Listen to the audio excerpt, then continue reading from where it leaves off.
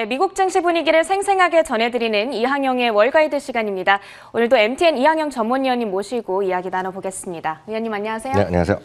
네, 위원님 오늘은 모처럼 3대 지수가 반등을 해줘서 기분 좋게 이야기를 나눠볼 수 있을 것 같아요. CNBC 시황뉴스 헤드라인에서도 rebound라는 단어, 반등이라는 단어가 눈에 띄고 있거든요. 전반적인 시황 분석 먼저 내려주시죠. 네, 맞습니다. 제대로 올라간 건 4일 만인가요? 네. 오늘 올라가는 모습 보여줬습니다. S&P 500 다우지수도 한 1.3% 가까이 오늘 나름 반등했습니다. 나스닥은 좀 아쉽죠? 한 1.5% 2%까지 반등을 시도하다가요. 결국은 절반 정도의 상승에 만족했습니다. 0.7% 상승했습니다.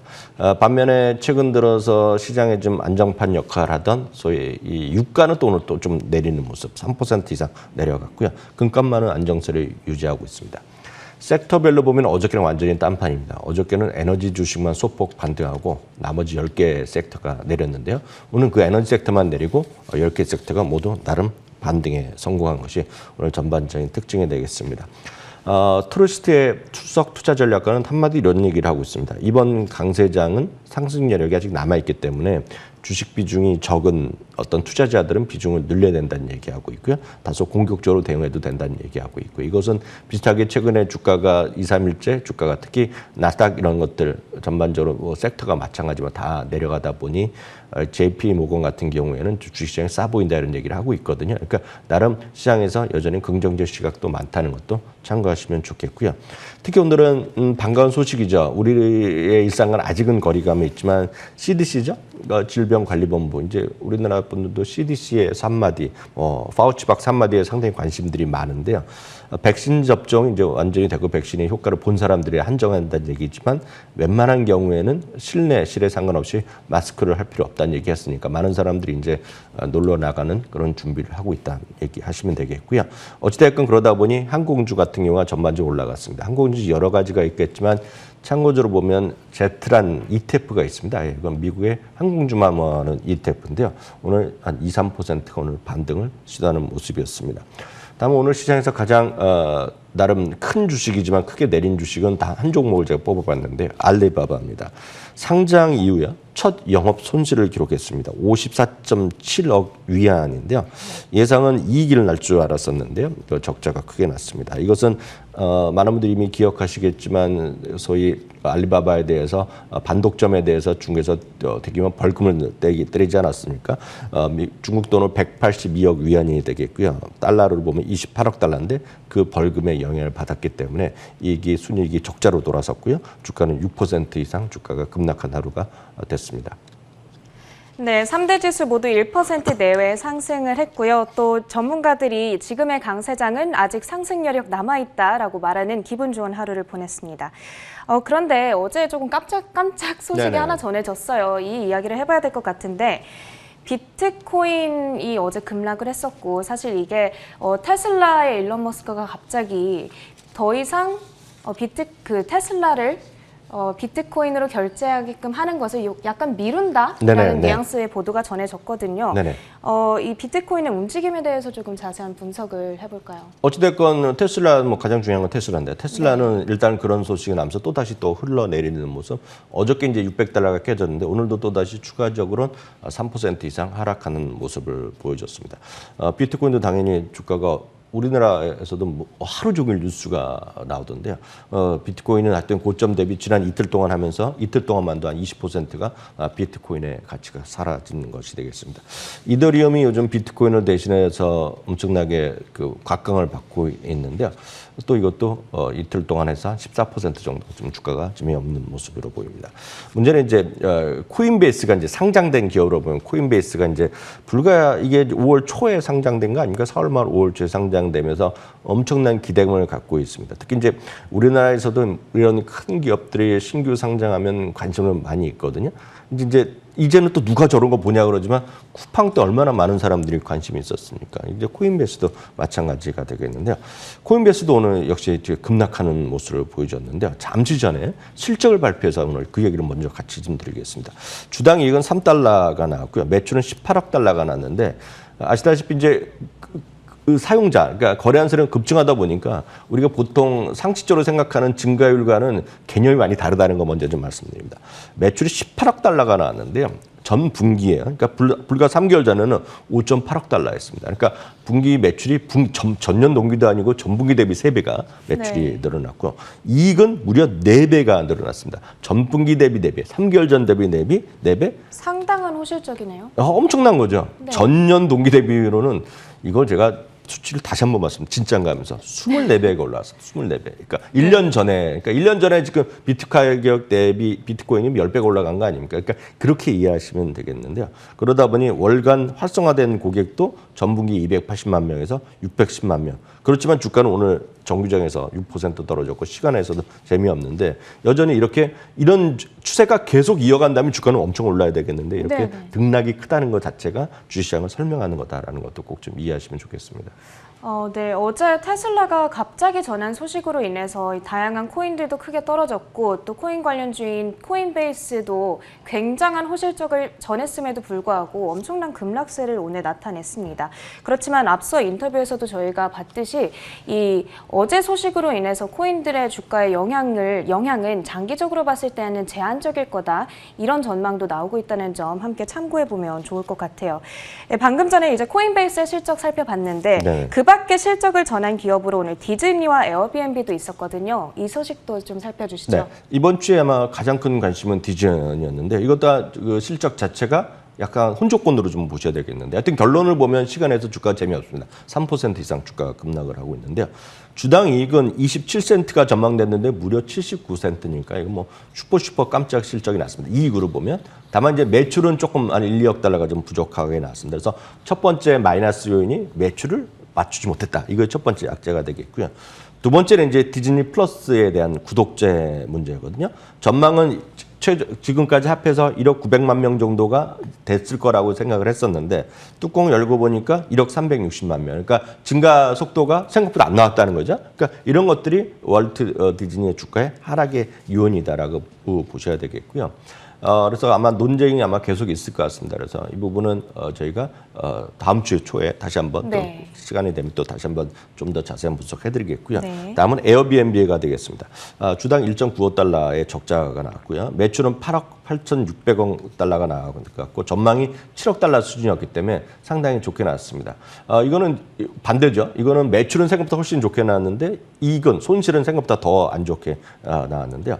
이제 중요한 거는 이제 에어비앤비도 마찬가지가 되겠지만 당장에 이런 것보다는 적자 위해서는 정말 그래서 얼마만큼 에어비앤비가 더 뚜렷한 게 있지 않습니까? 사람들이 예약을 많이 하고 있느냐 이게 핵심이잖아요. 그래서 그 부분이 더 중요하겠는데요. 예약 건수는 전년 동기 대비 13%가 늘어났고요. 전체 예약 매출이라고 표현합니다. 그로스 부킹 밸류라는 표현을 쓰는데요. 103억 달러입니다. 그래서 52%가 전년 동기 대비 늘어났습니다. 전망은 78.7억 달러이기 때문에 그만큼 작년 대비 예약한 건수 자체가 많이 늘어났다라고 보셔야 되겠고요.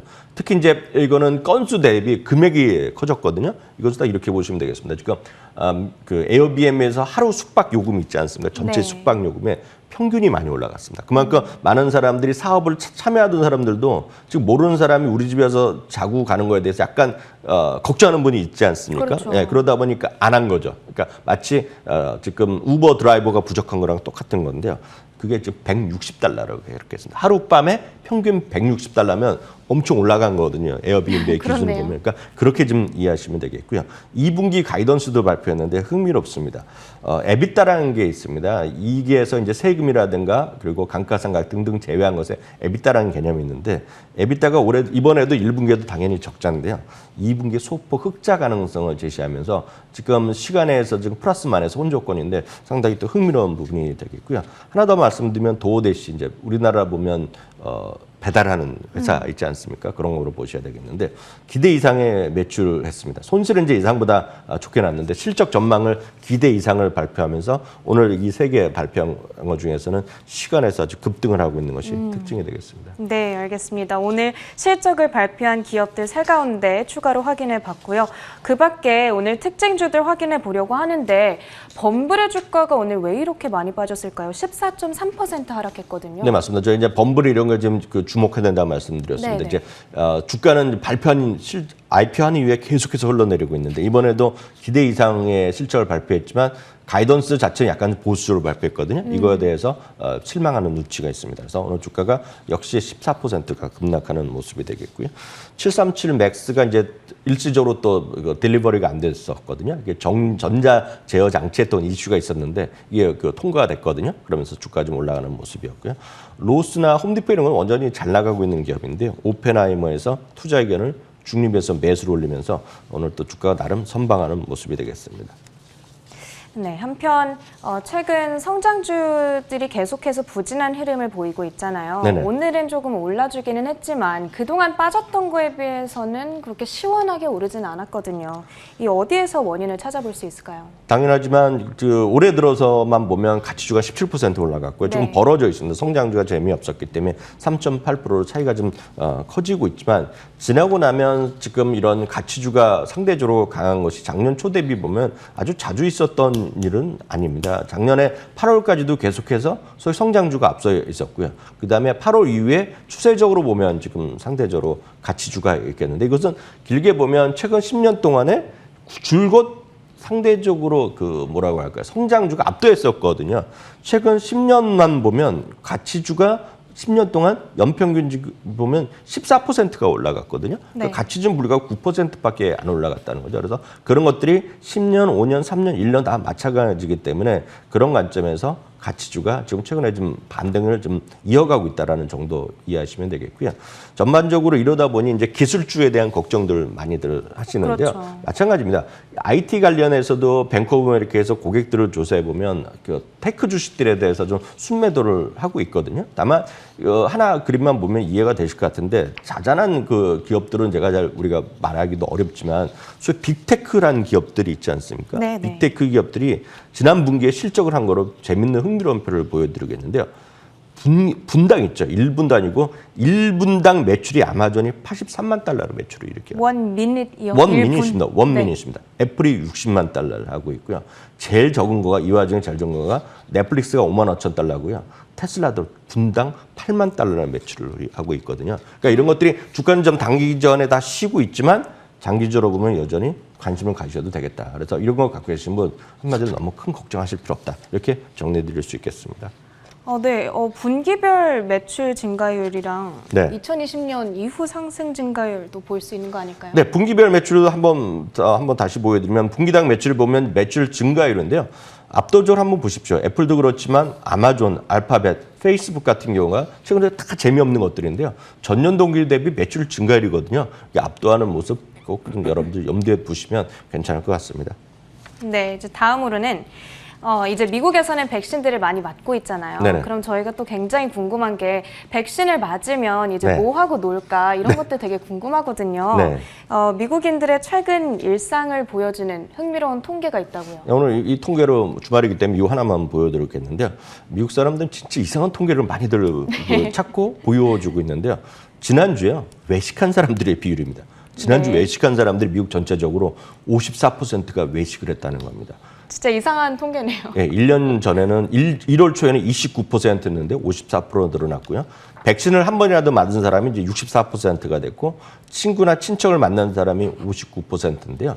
관련해서 찰스 수업에서 설문조사한 것도 제가 하나 간단하게 말씀드리면 이번에 팬데믹을 끝나면 제일 먼저 하고 싶냐는 정답은 저기 있습니다. 얼마나 하면 비행기를 타러 가면서 자신들이 사진을 찍겠습니까? 그러니까 인스타에 올리려고 하는 거 아닙니까, 저게다? 네네. 그러니까 그만큼 여행을 가고 싶어하는 사람이 40%, 친구들이랑 만나고 수다 떠는 거죠. 소셜라이징이라고 이제 말을 표현하지만 소셜라이징은 그냥 수다 떠는 거 아닙니까, 지금은? 그렇죠. 소셜라이징이 30%, 휴가를 가겠다는 사람이 24%. 제가 봤을 때 항공주나 이런 여행 관련주들 장기적으로 괜찮을 것 같습니다. 네. 네, 알겠습니다. 지금 미국인들의 그 일상으로의 회귀를 보여주는 통계 자료, 굉장히 흥미로운 네. 통계 자료가 있는데 이거를 살펴봤고요. 그렇기 때문에 이제 항공주들이 앞으로 좀 좋을 것 같다. 위원님이 힌트를 주셨으니까 여러분들께서 캐치해 보셨으면 좋을 것 같아요. 끝으로 5월의 증시 계절성에 대해서 이야기를 해보려고 하는데 이제 역사적으로 5월에는 팔아라, 네. sell in May라는 말이 괜히 있는 게 아니잖아요. 네네. 올해에도 비슷한 흐름을 보이고 있는지, 앞으로 보일 것 같은지 얘기해 주실까요? 네, 제가 지금 매달 초나 월말에 보면 계절성을 보여드리는데요. 네. 5월 달에도 보면 올 초반에 좀 강했고 중반에 좀 쉬고 막판에 올라가는 모습 보여줬는데요. 네네. 이게 이 50년, 70, 정확히는 70년의 역사인데요. 이번에도 딱 그렇게 지나가는 것 같습니다. 그래서 너무 걱정하지 마시고 조금 이렇게 좀 어려움도 지나가지만 또 올 하순 쪽으로 가면 또 회복되지 않을까라는 희망의 그림이기 때문에 오늘 다시 한번 보여드렸습니다. 저 지금 보이는 저 그래프가 네. 5월 한 달간의 70년 동안의 그래프. 5월의 평균의 그림입니다. 평균 그림을 나타내고 있는 거고 결국에는 5월 말로 접어들면서 다시 이렇게 반등을 네네. 한다라는 평균 통계가 있다고 합니다. 네. 저희가 약간 희망을 가져봐도 되는 것 같네요. 전 뭐 멀지 않았다고 봅니다. 네, 알겠습니다. 지금 벌써 5월 중순을 우리가 지나가고 있으니까요. 다시 시장이 반등하기까지 머지 않았다라고 위원님께서 재미있는 말씀, 조금 희망적인 말씀 해주셨으니까요. 저희가 힘을 내서 계속해서 주식 투자를 해나가면 좋을 것 같습니다. 네, 오늘도 이렇게 이항영 MTN 전문위원님과 함께 간밤 마감한 미국장 시황 판단 내려봤습니다. 오늘 말씀도 고맙습니다.